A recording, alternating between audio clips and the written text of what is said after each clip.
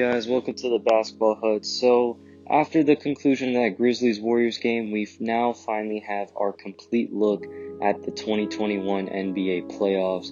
And with that, we're going to start making some predictions. And particularly, I'm going to make predictions on what's going to happen in the first round, what teams are going to advance, and what teams are going to be left behind the dust. There may be some hot takes here and there. So, without further ado, let's get started.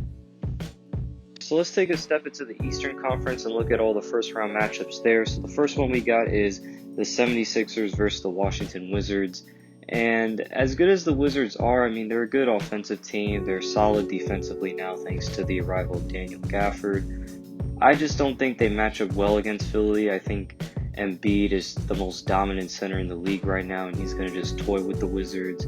Not to mention that Philly has some great shooters like Seth Curry, Danny Green, Tobias Harris.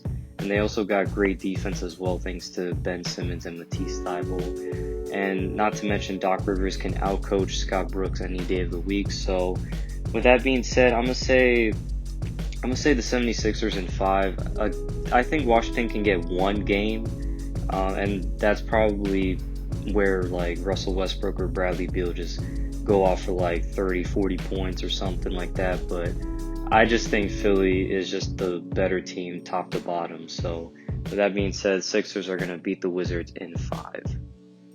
Moving on to the second matchup in the Eastern Conference, we have the Nets versus the Celtics. And I'm going to be honest with you. I mean, I'm pretty sure everyone knows that the Nets are going to beat the Celtics, but I'm going to say the Celtics don't even get a game on the Nets. Yep, I'm going to say that the Nets are going to sweep the Celtics in the first round.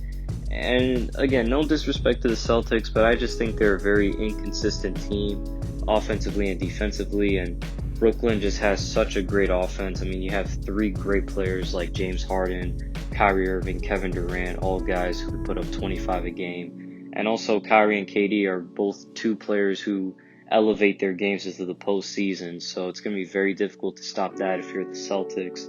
And I just think that they just don't match up well against the Nets. I mean, from top to bottom, I have no faith in the Celtics getting one single game against the Nets. Now, I'm not saying that these games are going to be blowouts by any means. I think that the Celtics can keep it close, like maybe like a 1-2 possession game, but I think the Nets will prevail in those type of games because throughout the season, the Nets have shown us that they're very good in clutch situations. They execute plays well. They make proper adjustments, rotating on defense. They've just been executing perfectly in the clutch. So I think the Nets are going to 4-0 the Celtics. Maybe next year, Boston fans. Maybe next year. And moving on to the third matchup in the Eastern Conference, we have the Milwaukee Bucks against the Miami Heat, a rematch of last year's playoffs. And I think this one's going to be a different scenario. I don't think that the Bucks are going to get beaten 4-1. I think that the Bucks are going to win this series actually, and it's going to be 4-2. I think the Bucks have improved a lot. I think Drew Holiday is a major upgrade over Eric Bledsoe, who was a liability in the postseason. Because Drew Holiday is, I think, a much better defender than Bledsoe, and also a much better shooter and playmaker. So I think the Bucks have an advantage there.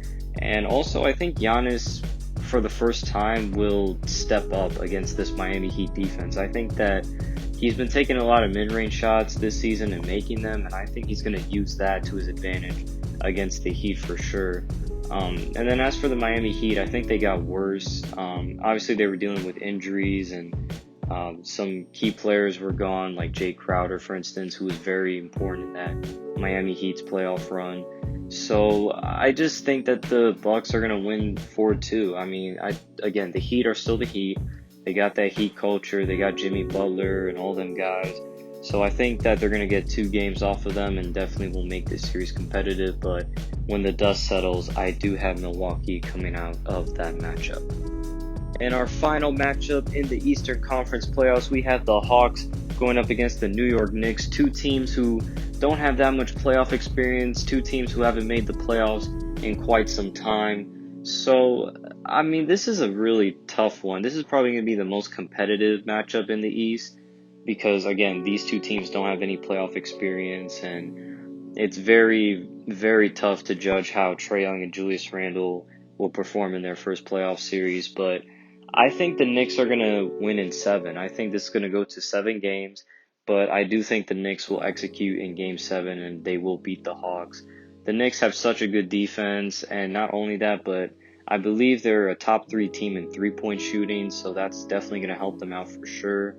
And also, I think Julius Randle will have a great time in the playoffs. I think that he will perform up to expectations, maybe exceeding them. As for the Hawks, I mean, again, they're going to make this series competitive. I think Trae Young will be really good in his playoff debut. I think the rest of the guys on the Hawks, Clint Capella, will be very important. Kevin Huerter, Bogdan Bogdanovic, just all those guys are going to be very important for the Hawks. But at the end of the day, I think that the Knicks defense is going to prevail because, again, when you're a team in the playoffs, you want to have a top 10 defense, especially, in the playoffs when the games are really slowed down. You just want to rely on your defense, and the Knicks can rely on their defense, and the Hawks can't. So at the end of the day, I'm just going to say the Knicks are going to win in 7. I mean, if someone says Hawks in 7, I won't be too mad because, again, these are two very equal teams. So I guess, we'll just see what happens. But my prediction is Knicks in 7. Okay, let's take a step away from the Eastern Conference. Let's move on to the Western Conference. We had the Utah Jazz versus the Memphis Grizzlies, two very interesting teams. I got the Utah Jazz in 6. I think Memphis will be very competitive.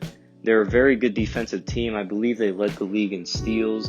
And they're just a very rough and tough team, very hardworking. So they're definitely going to give the Jazz some problems. But I think Utah's 3-point shooting and Rudy Gobert's defense, those will be the two factors that give Utah the win. But I can definitely see the Memphis Grizzlies taking away a game or two. But my prediction for this series is Jazz in 6. This will be a very interesting first round matchup, I'm not going to lie to you. But I think the Jazz at the end of the day are the more talented team, and that's why they're going to beat them in 6 games. Moving on to the next matchup in the Western Conference, we have the Phoenix Suns going up against the Los Angeles Lakers. And I'm going to be giving out a hot take. I don't know if a lot of people will agree with this. I got the Phoenix Suns in 6. And I know that might sound crazy to a lot of people, especially considering that the Lakers are a much better team than they were last season. I mean, they add guys like Dennis Schroeder and Montrezl Harrell. And they also now have Andre Drummond, who can be solid for them, Marc Gasol. So, I mean, again, the Lakers are a very good team. They're championship contenders. I just think Phoenix has what it takes to beat them. I think that the play of Chris Paul and Devin Booker will absolutely destroy the Lakers' backcourt with Dennis Schroeder and KCP. Also, I think Mikal Bridges will do a solid job defensively on LeBron. And I think Aiden will have a very good playoff series. I think that he's going to play excellent defense on Andre Drummond, and he's even going to try and play some good defense on Anthony Davis. And not to mention, Phoenix has some great 3-point shooting as well, while also being a very good perimeter defense as well. And, Lakers, I mean, after I watched that playing game versus the Warriors, I definitely think that the Suns have what it takes to beat the Lakers. I really do. I think that the Lakers shooting can be inconsistent at times, and their free throw shooting may not be all that good. And also, without LeBron James, the Lakers are lost on offense. So I think that the Suns can take advantage of that, and I think they will win in 6. That is my prediction. All right, now we have the next playoff matchup, which is going to be the Denver Nuggets versus the Portland Trail Blazers, a rematch 2 seasons ago where the Blazers beat the Nuggets in a 7-game series. So honestly, I think that the Nuggets are going to take revenge here. I think that they're going to beat the Portland Trail Blazers. And the reason why is, again, Jokic has been playing out of his mind this season. And also, I think MPJ will play such a huge role in the Nuggets' success in this series. I think that he can be at least a 20-point per game scorer. Definitely will cause problems for the Trailblazers defense. And not to mention that, Nuggets still got shooters out there, and also Mike Malone can outcoach Terry Stotts, in my opinion. But again, you can't count out the Trailblazers. I mean, they got guys like Damian Lillard, CJ McCollum, such an elite offensive backcourt who will dominate in the pick and roll against Jokic. And then also, not to mention, Nurkic is a quality center, and then you got guys off the bench like Carmelo Anthony, who's going to cause problems as well. So I think this series is going to go to 7 games, but I think Nuggets will execute better. It's kind of like that matchup versus, like with Atlanta and New York. I think that this is going to be one of those games where Denver just executes better in game 7 and they just get their shots and play some solid defense. And I got the Nuggets advancing to round 2 of the playoffs. So my prediction, Nuggets in 7. Moving on to our final playoff series in the first round, we have the Los Angeles Clippers going up against the Dallas Mavericks. And I'm not gonna lie to you, this is a very entertaining matchup, rematch of last year where the Clippers beat the Mavericks 4-2. And I think the same result's gonna happen this season. I think that the Mavericks got worse. I mean, they lost Seth Curry. They're not the same team that they once were last season, I feel like. And then also, not to mention that the Clippers got really good. I think Serge Ibaka, replacing Montrezl Harrell is a major upgrade because Ibaka provides that rim protection and he also allows the Clippers to space the floor as well with him. And then also they got guys off the bench like Luke Kennard, Terrence Mann, and then also Rajon Rondo, who's known to elevate his game in the postseason. So I think Clippers got really good. I mean, there's still Pandemic Pete, Paul George. He may show up in the playoffs, but I don't think that he will play that big of a role in the Clippers' downfall. I think that even without Paul George, I think Clippers are still good enough to beat the Dallas Mavericks in a 7-game series. So, with that being said, I think that the Mavericks will put up a fight. I think Luka will just play out of his mind as he did last season, but when it's all said and done, the Clippers are just a much better team top to bottom, and they will win in 6 games and advance to the second round of the playoffs. That is it, ladies and gentlemen. Those are my playoff predictions for the first round.